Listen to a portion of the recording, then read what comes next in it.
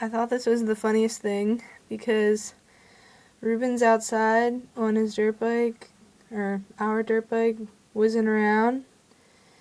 Then Maisie comes out on her little John Deere thingy.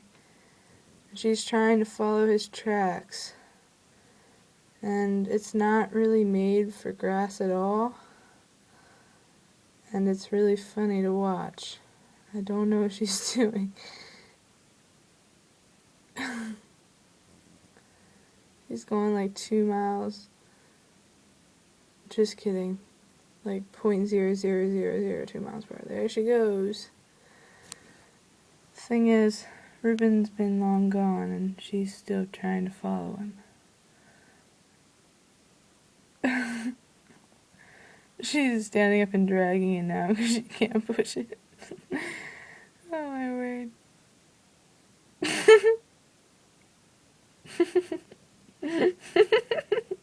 She's holding the entire thing and walking with it. She's just carrying it. She's not even riding it. Okay, now she's trying to. I wish I could zoom up on this because it's really funny.